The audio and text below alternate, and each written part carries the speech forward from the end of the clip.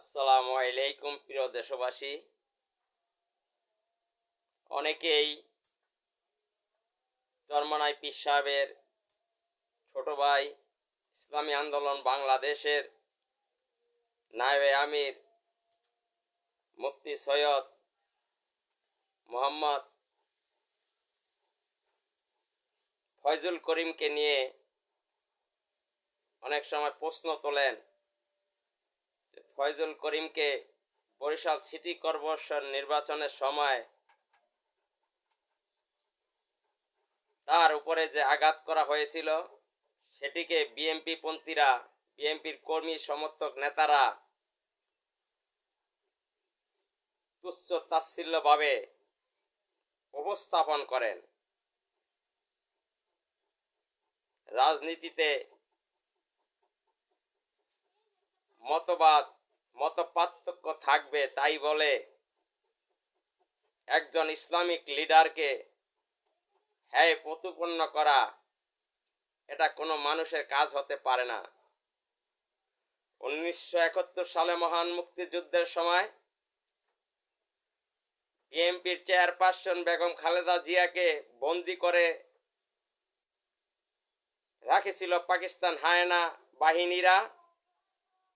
সেখানে বেগম খালেদা জিয়ার চরিত্র নিয়েও অনেক প্রশ্ন আছে। যাই হোক, আমি বেগম খালেদা জিয়াকে সম্মান করি, আমি সেটা ভুলভাবে খারাপ দৃষ্টিতে উপস্থাপন করলাম না। 1/11-এর সময় বিএনপির বর্তমান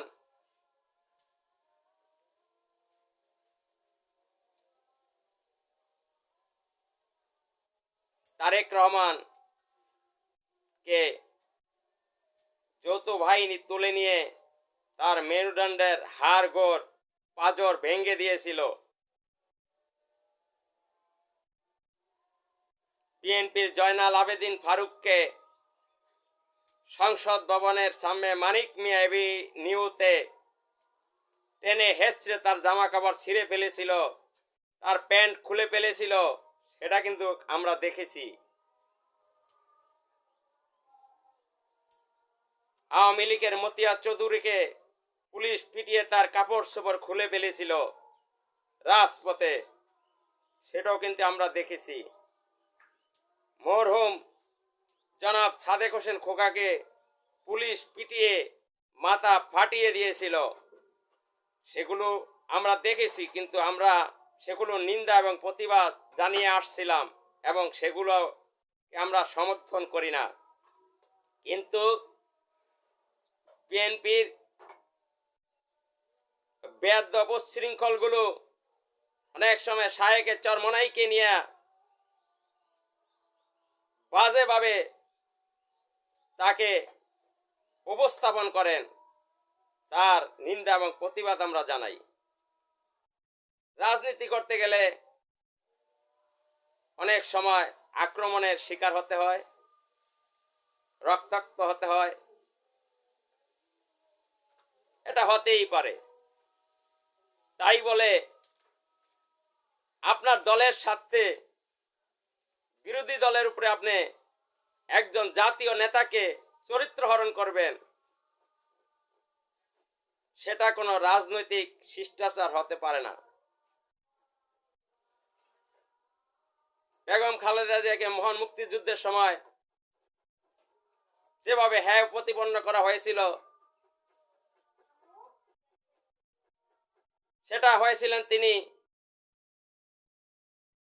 আমাদের স্বাধীনতা সার্বভৌমত্বের সম্মানার্থে। এজন্য আমি সকলকে উদাত্ত আহ্বান, রাজনীতি করবেন বলেই মানুষকে প্রতিপন্ন করা যাবে না। মানুষকে সম্মানের সহিত কথা বলতে হবে, ইজ্জত দিতে হবে, সে নিজের দলের হোক অপর দলের হোক।